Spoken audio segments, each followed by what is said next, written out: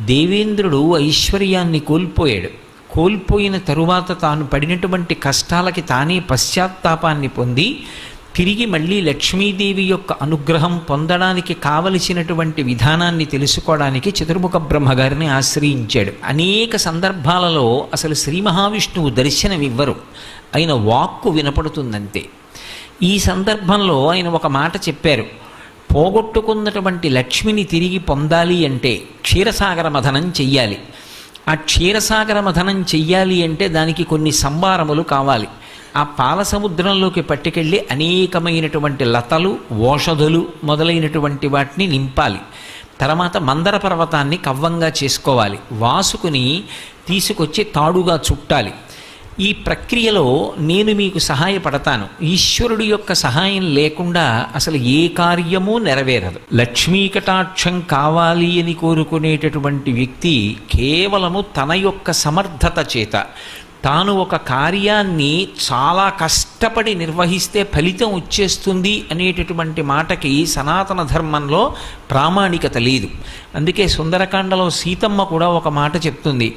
కచ్చిదాశాస్తి దేవానాం ప్రసాదం పార్థివత్వజ కచ్చిత్ పురుషకారంచ దైవంచ ప్రతిపద్యతే అంటుంది. పురుషకారమునకు దైవము యొక్క సహాయము తోడు కావాలి. శ్రీచక్రం టీవీ. దేవేంద్రుడు ఐశ్వర్యాన్ని కోల్పోయాడు. కోల్పోయిన తరువాత తాను పడినటువంటి కష్టాలకి తానే పశ్చాత్తాపాన్ని పొంది తిరిగి మళ్ళీ లక్ష్మీదేవి యొక్క అనుగ్రహం పొందడానికి కావలసినటువంటి విధానాన్ని తెలుసుకోవడానికి చతుర్ముఖ బ్రహ్మగారిని ఆశ్రయించాడు. అనేక సందర్భాలలో అసలు శ్రీ మహావిష్ణువు దర్శనమివ్వరు, ఆయన వాక్కు వినపడుతుందంతే. ఈ సందర్భంలో ఆయన ఒక మాట చెప్పారు. పోగొట్టుకున్నటువంటి లక్ష్మిని తిరిగి పొందాలి అంటే క్షీరసాగర మథనం చెయ్యాలి. ఆ క్షీరసాగర మథనం చెయ్యాలి అంటే దానికి కొన్ని సంభారములు కావాలి. ఆ పాల సముద్రంలోకి పట్టుకెళ్ళి అనేకమైనటువంటి లతలు, ఓషధులు మొదలైనటువంటి వాటిని నింపాలి. తర్వాత మందర పర్వతాన్ని కవ్వంగా చేసుకోవాలి. వాసుకుని తీసుకొచ్చి తాడుగా చుట్టాలి.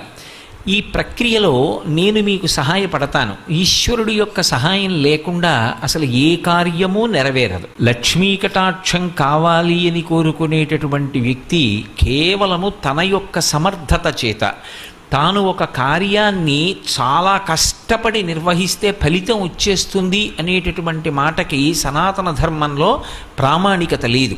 అందుకే సుందరకాండలో సీతమ్మ కూడా ఒక మాట చెప్తుంది.